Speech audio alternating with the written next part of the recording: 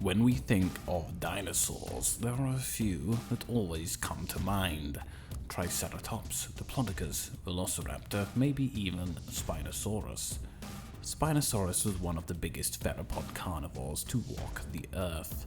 Whilst we must remember its dimensions are only currently based on estimates, if we take that as writ, then we can safely say it's both the longest and the tallest, especially if we include its iconic sail, but in terms of sheer mass, it was certainly not the biggest.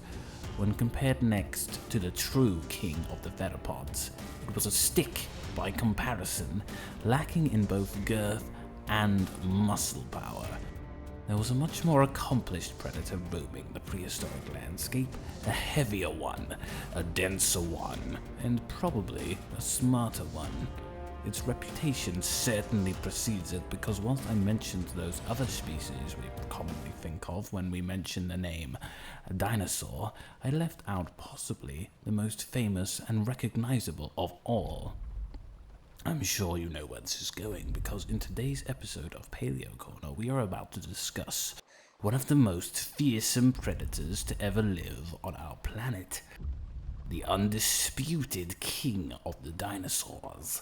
The bone-crushing, ground-shaking mother.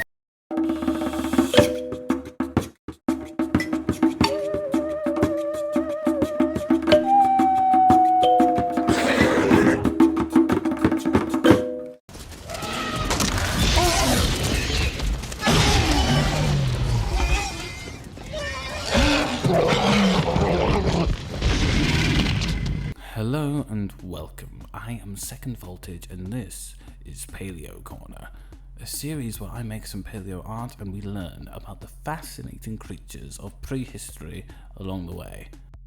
I apologize that it's been a while since I've uploaded a video, but if all has gone to plan, not only will I have uploaded this video today, but also a second one on my brand new channel all about gaming.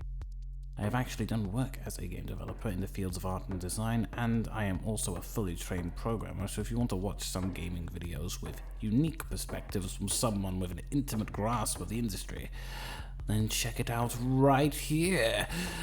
Aside from that, the rest of the reason it's taken me a while to do another video has been, well, partly Christmas and New Year's I've been busy, but also I've had to deal with some mental health stuff.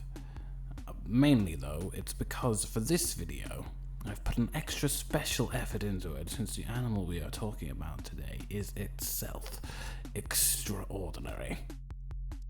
Let's get into it. This time we go back 66 million years ago to the very end of the Cretaceous period. Dinosaurs were coming into the end of their long run as the dominant life forms on the planet. And boy, oh boy, were they going to go out with a bang! Many of the most iconic and recognizable dinosaurs came from the very end of the Cretaceous. This is perhaps because this period of time, of all the time that we traditionally think of as dinosaurs existed in, is the closest to our own. So there are more animals from this period that are preserved, or at least easier to find. Therefore, we are also more likely to find the more interesting ones amongst them.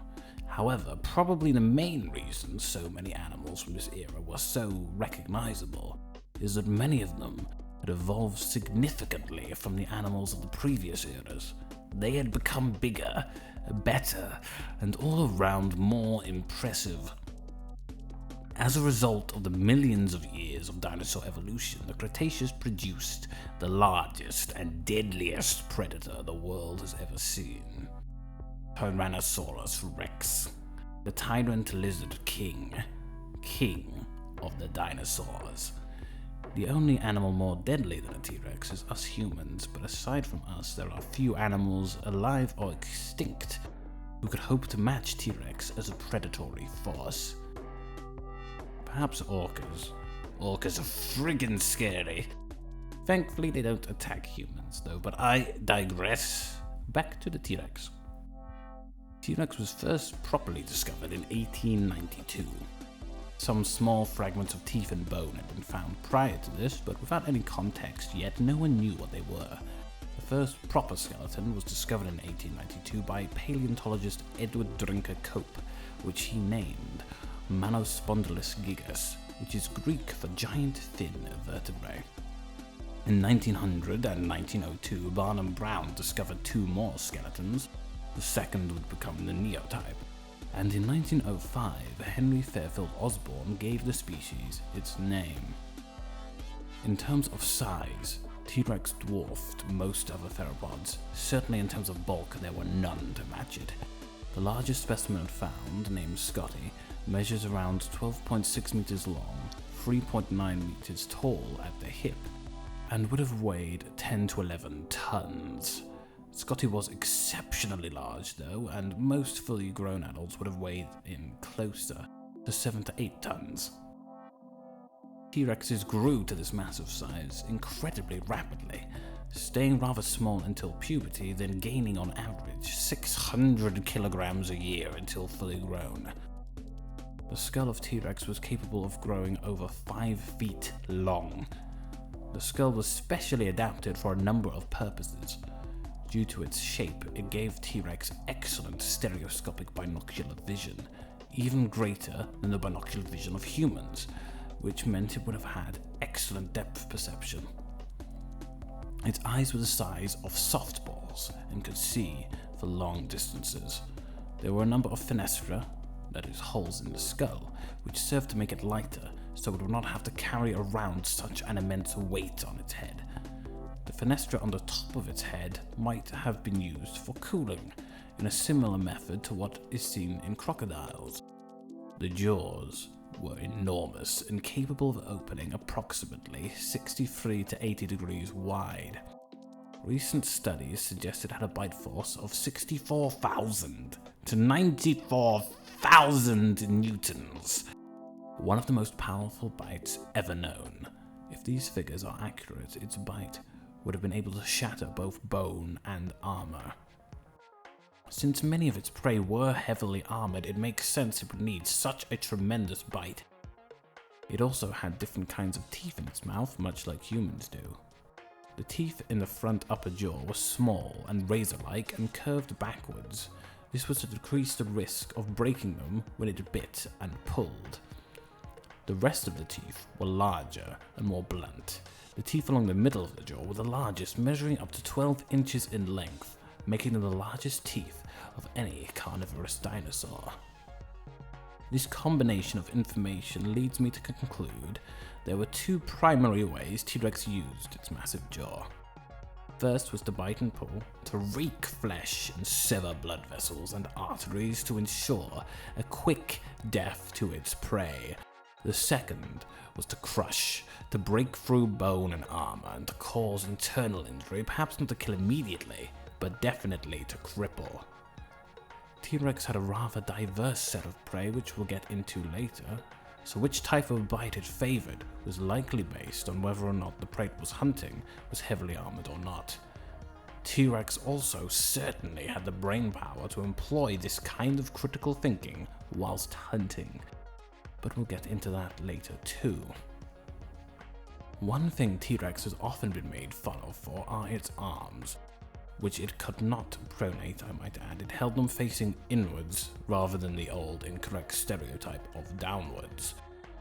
But T-Rex was hardly made fun of for its inability to turn its wrists downwards. Instead, the source of its ridicule is the ludicrously small proportions of its forward limbs in relation to the rest of its body. Whilst they are not quite so bad as, say, Carnotaurus, which had little more than flappy nubs for arms, T-Rexes were still rather small. However, they were not at all useless as many are led to believe. They were not vestigial, and whilst scientists do not yet fully understand how it used its arms, we know they definitely must have been used, because they were supported by incredibly powerful muscles, capable of easily bench pressing 400 pounds each. One possible theory for how they were used was for pinning down prey, assisting in keeping them immobile whilst it finished them off with its powerful jaws. Now, what exactly did this giant predator eat with its massive jaws? Well, T-Rex did not grow to such huge sizes for no reason. It was a behemoth of a killing machine because the prey it hunted was often even bigger. Even its smaller options were problematic and heavily armored. The herbivores of the Cretaceous had grown large and ferocious too, and T-Rex needed to match pace in order to survive. Evidence shows that it did this with some large degree of success. There is no doubt that it was the apex predator of Hell Creek, the formation in which it is commonly found. T-Rex makes up around a quarter of all fossils in the entire Hell Creek area, which is surprisingly high. This could be due to larger animals preserving better than smaller ones, but it is probably also a testament to T-Rex's success as a predator that they were numerous enough for so many to be preserved at all.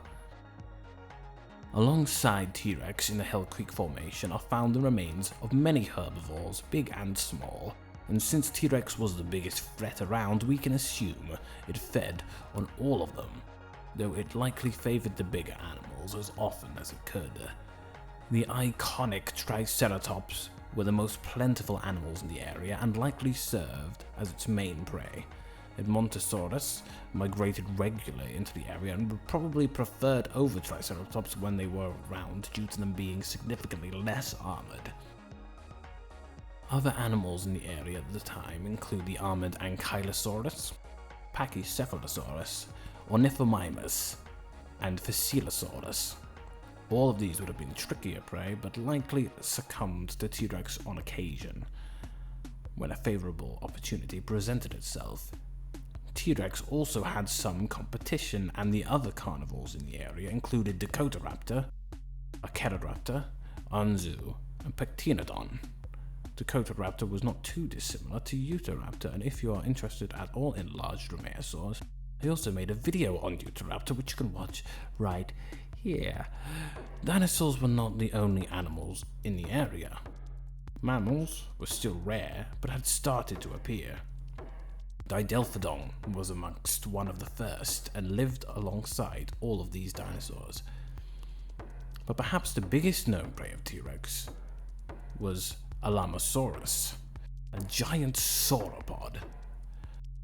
They do not live in Hell Creek, but since T-Rex teeth have been found with Alamosaurus remains, we can conclude T-Rex preyed on even the largest of animals when given the opportunity. As I have stated, T-Rex was primarily found in Hell Creek, but what was it actually like there? Today, it is a formation of rocks which spans across Montana, North and South Dakota, and Wyoming, but during the Maastrichtian period of the Cretaceous, that is, the period of time right up to the very end of the Cretaceous, Hell Creek would have resembled something like northern Florida, a warm delta ecosystem with tropical plants growing amidst swamps and floodplains. There would have been lots of foliage and dense forests which were perfect for concealing T-Rex when it was on the hunt. It is also of note that back then, there would only have been 2 seasons, much like in the African savanna, only a dry and a rainy season. Now, unlike Spinosaurus, the subject of my last video, which you can watch here, which is comparatively undocumented due to a lack of remains, T-Rex is one of the most plentiful dinosaurs we have found remains for. As such, compared to many other animals we know comparatively a lot about it. Part of this is probably due to its popularity as well. After all, what paleontologists wouldn't want to work on deciphering the mysteries of one of the deadliest and probably coolest animals to ever live. We know most T-Rex lived only to be around 25 years old. The oldest T-Rex specimen known is Sue, who lived to around the age of 28. Their lives were fast and hard, a constant struggle for survival, yet they were able to survive partly in fact due to their great intelligence. A recent study measured the T-Rex's brain cavity using scans to reveal its encephalization quotient, which is a measure of how big the brain is relative to the body size. It is not always the most accurate measure of intelligence, but generally speaking, a larger brain to body mass ratio equals a higher degree of intelligence. Humans are at the top of the list with an EQ of 7.8. T-Rex had 2.8, which meant its brain was still relatively large. Another study based on the analysis of brain masses in birds and reptiles revealed that T-Rex also likely had a high density of neurons, an equivalent amount to a baboon. With a brain capacity similar to a baboon, T-Rex was certainly more intelligent than most, if not all, of its peers. And with this degree of intelligence, if it was still around today, it would likely still be a force to be reckoned with. Other scans of the brain cavity have revealed a large portion of it was dedicated to smell, giving it one of the strongest senses of smell in any known animal, alive or extinct. Another recent analysis of a T-Rex skull by researchers in Japan's Fukui Prefectural University has discovered, by reconstructing the blood vessels and the nerves within the skull, the T-Rex most likely had a very sensitive mouth that could recognize the varied parts of its prey. It possibly could have used its mouth for building nests and to help care for its young.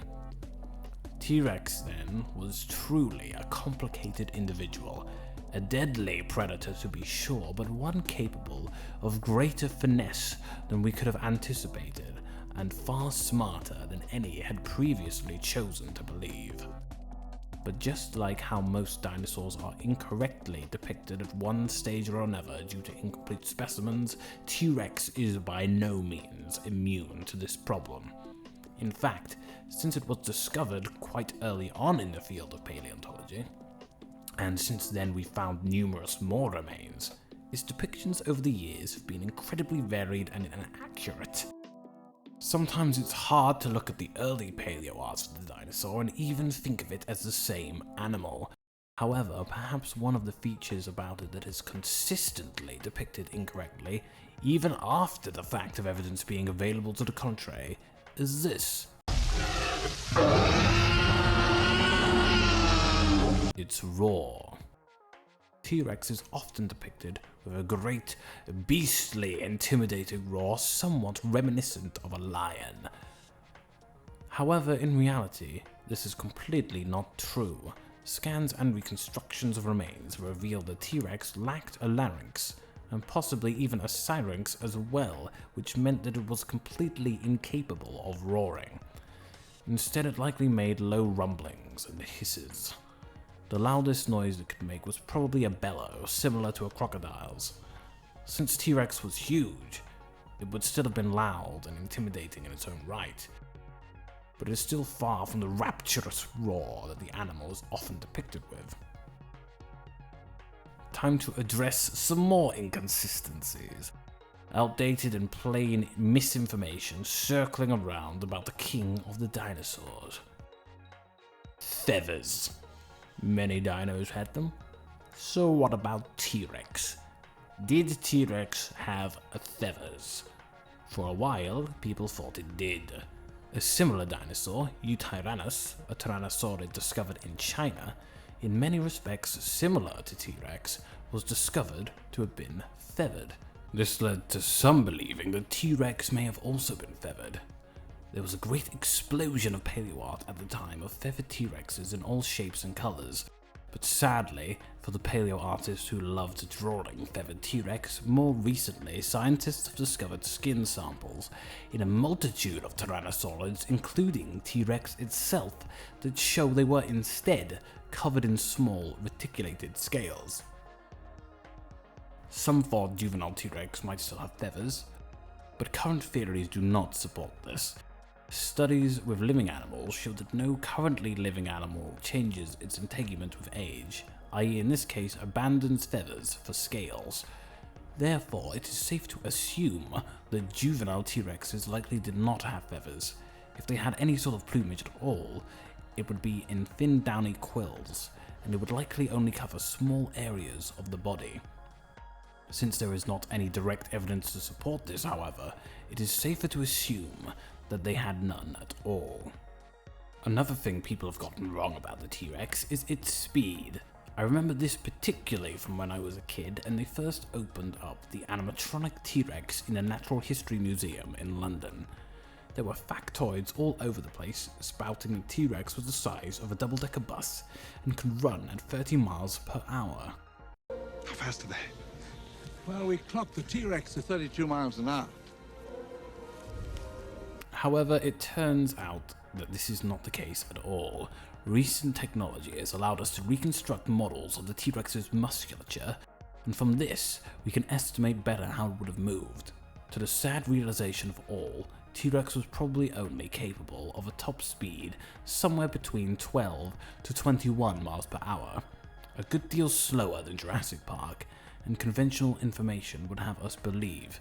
In fact, T-Rex was so massive that it was likely not capable of running at all. So it turns out Jeff Goldblum had nothing to fear in that Jeep whilst being chased by a T-Rex, as the Jeep could easily have outpaced it.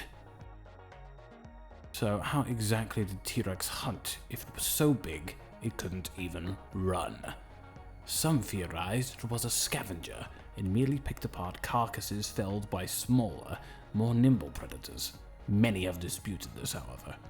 Some have compared T-Rexes to elephants, an animal also incapable of running but certainly capable of moving surprisingly fast when needed. T-Rex was likely much the same, but my favourite theory for how T-Rex hunted is a more recent one. After a huge burial of T-Rex remains of all different ages were found together, some paleontologists have begun to theorize that perhaps T-Rex lived in family groups.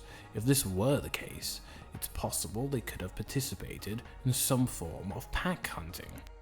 Whilst it is unusual for large predators to do this, it is not unheard of. For example, right now polar bears, usually very solitary animals, not to mention actively aggressive to one another, are starting to engage in pack hunting behavior to take down larger prey due to their diminishing territories as a result of climate change. So this kind of behavior is certainly possible, even amongst large predators. What I find most interesting are the theories that T-Rex may have used its diverse group dynamic to the benefit of the hunt. The juvenile Rexes were smaller, closer in size and stature to large dromaeosaurs like Utahraptor or Utahraptor. Due to their smaller size, they would have been faster and more agile. This theory stipulates that the family of Rexes would work together using their different abilities to their benefit. The adults would hide in strategic locations throughout the brush, whilst the juveniles would chase down the prey, herding them towards the adults lying in ambush. Given what we now know about their intelligence, this theory is certainly not implausible. Whilst we cannot confirm this completely, there is also no solid evidence to refute it either.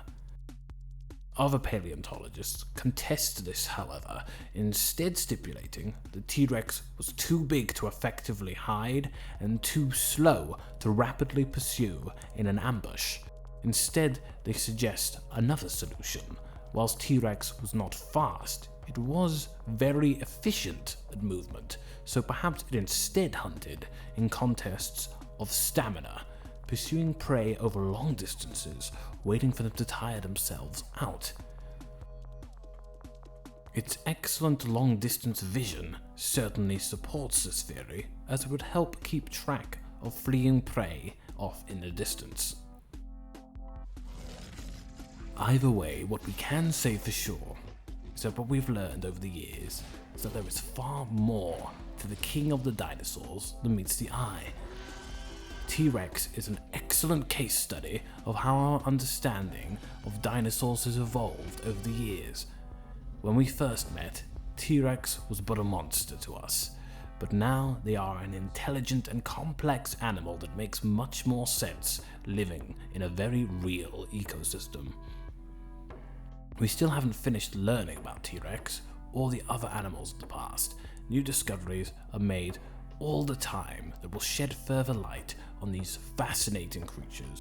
But what we have finished with is my art. Here it is in its completion. I went for a slightly more rendered look this time. This time I used a photo reference of a skeleton, and I did not use it as a direct guide for proportions, so some of the proportions may be slightly off, but it seemed pretty close from a visual comparison to the reference. I did include some fine downy quills along the spine. As I said, it is safe to assume it did not have any, but we can't completely rule it out either. I also included some stripes. Whilst maybe not the best example of camouflage stripes, it bears thinking about if T-Rex did have some kind of pattern like this. If it did hunt using dense foliage to conceal itself, it would make sense for it to have some kind of camouflage pattern. Tigers, jaguars, and leopards all hunt in dense jungles and have adapted this kind of pattern. Even animals like sharks have camouflage patterns to blend in with their surroundings. So whilst we have no way of knowing yet, it could have been possible that T-Rex was actually rather colourful. Though, as I said, if this theory of ambush hunting is incorrect, it is just as likely it had a simple flat colouring as is more commonly depicted. For this artwork, I tried to shoot somewhere down the middle. There are many dinosaurs that come to mind when we think of the term. Some might be bigger, others might be smaller. One day, some may disappear back into the depths of history. I certainly hope it never happens, but it could. Remains can be destroyed, research can be lost, and if new remains are never found, some animals could be forgotten about forever. But regardless of what happens in the future, we can be sure there will at least be one dinosaur that will never be forgotten. Ready, and T-Rex is away.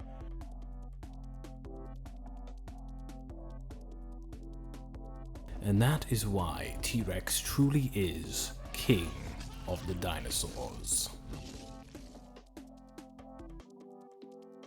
Thank you so much for watching. If you liked this video and would like to see more content like it, please like and subscribe. If you feel like going the extra mile and would like to help support this channel, you can now subscribe to my brand new Patreon. These long form videos take a lot of research and effort to make. Whilst I would love to continue making them, and I have a giant list of ideas for different episodes and series, it has become increasingly harder to find the time in my schedule to do so. If you would like to help me out and help ensure this channel continues to produce content like this, please consider subbing to my Patreon. Benefits will likely include Patreon exclusive art, behind the scenes content, and the ability to help decide what content I even release. You should also note that Patreon is not only to help this channel and my second one, but also for my books. That's right, I've written a terrible book. I mean, a terribly good book. So future Patreon benefits will likely also include early looks at book-related content as well. I have so much content to give, just not enough time to get it done. If you do decide to sub, you will have my eternal gratitude. But that's not saying much, as you have that already, just for having watched this video. Stay tuned for the next one, and feel free to check out my brand new gaming channel as well. Do it!